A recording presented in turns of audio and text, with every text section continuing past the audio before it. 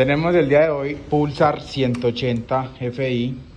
Esta moto llega con un problema que es bastante regular en este tipo de motos, y es que el sensor del gato lateral comienza a fallarles. Acá vemos el susodicho, acá está el sensor acá arriba y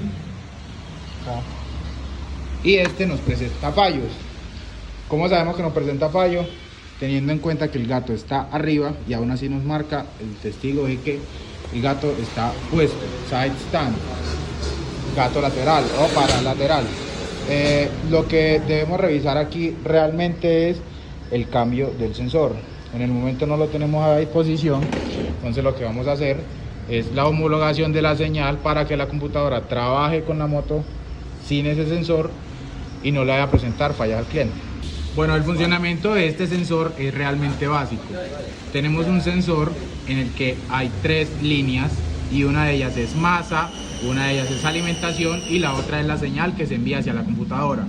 ¿Cómo identificamos cada una? Con el multímetro en la escala de 20 voltios, corriente directa.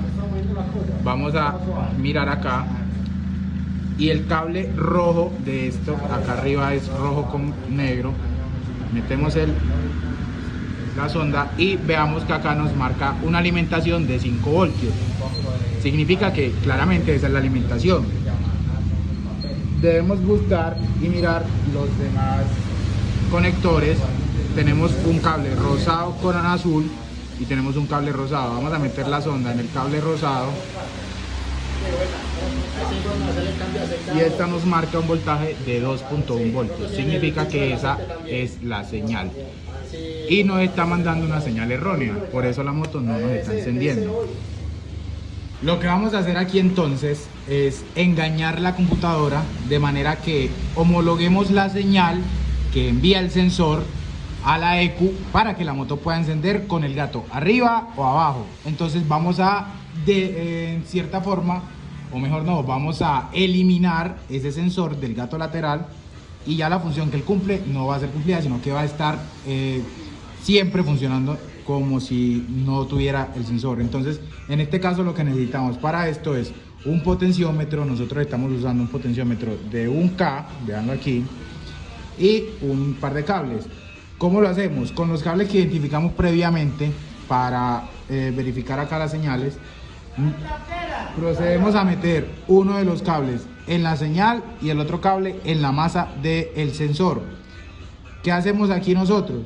Lo que vamos a hacer es medir, vamos a arrastrar el voltaje que nos va a llegar por medio a la señal por medio del potenciómetro. ¿Cómo lo vamos a hacer? Vamos a poner un cable del multímetro a masa, lo ponemos acá a la masa de la batería, y el otro lo ponemos en la señal, y acá vamos a ir tomando la medición que necesitamos. Listo, vamos a tomar el potenciómetro y luego de haber metido la sonda en la señal que va hacia la computadora, que en este caso es este cable rosado, vamos a tomar el potenciómetro y con mucho cuidado vamos a ir girando. Vean que el valor acá se va viendo alterado y lo vamos a dejar en 0.4 voltios. Allí puede trabajar 0.4 voltios. La moto allí nos va a prender con el gato abajo o con el gato arriba y en cambio, entonces allí la moto no va a tener problema para encender. ¿Qué debemos hacer aquí? Vamos a medir, luego de tener el valor de voltaje que necesitamos, vamos a medir la resistencia, porque personalmente recomiendo, aquí podríamos dejarlo con el potenciómetro, simplemente lo condenamos y ya, él no va a quedar funcionando. Pero puede que se descalibre por algún movimiento brusco o algo que pueda pasar. Se puede descalibrar el potenciómetro y habrá un problema. ¿Qué recomiendo yo?